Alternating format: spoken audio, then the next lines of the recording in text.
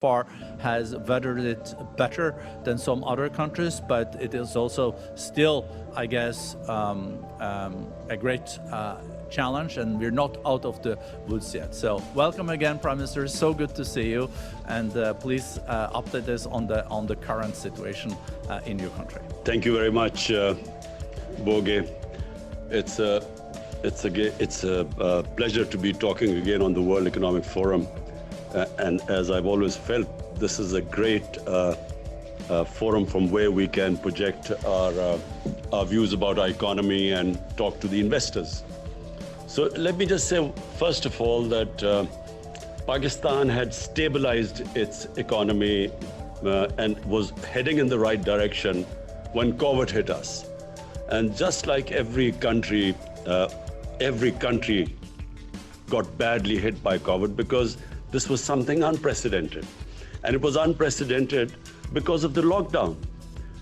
There's no precedence of an economy being locked down, completely shut, and the consequences of that shutdown.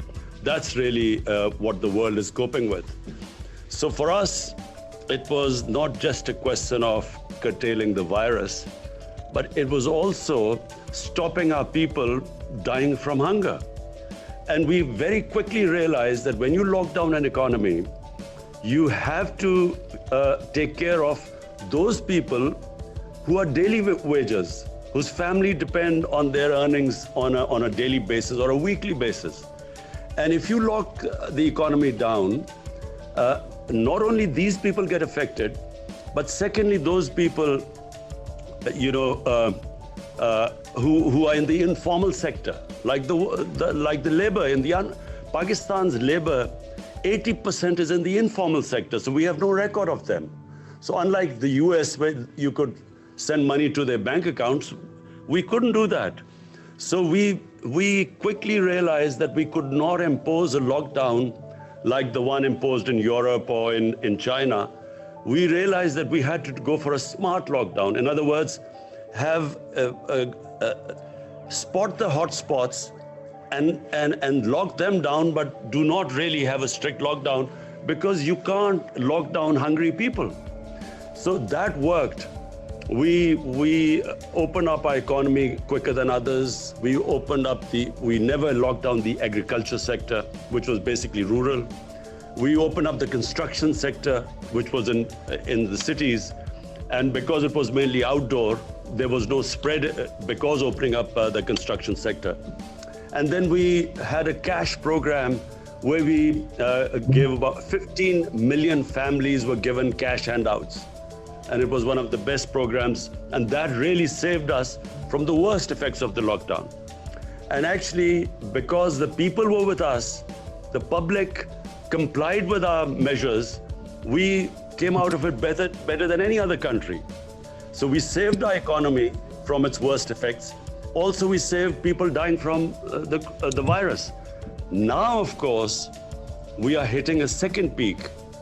And my worry right now is that, number one, because we succeeded so well, people are no longer that worried about the virus anymore. And so we do not find that sort of level of compliance.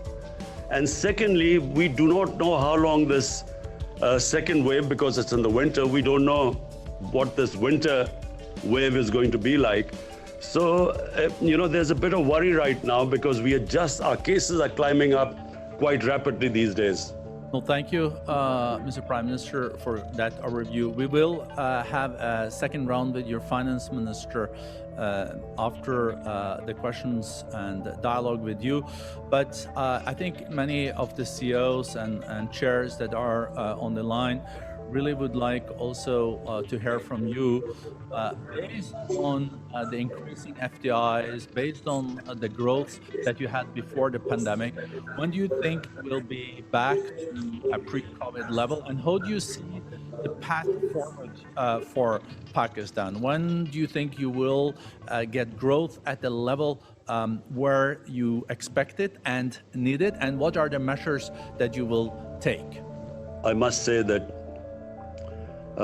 the lessons we learned from the first wave of COVID was that we in our country, with our high levels of poverty and with a young population, high levels of unemployment, we cannot afford a lockdown where we lock down our businesses, where we lock down the factories.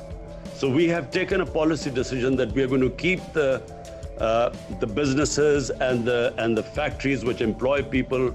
We are not going to lock them down.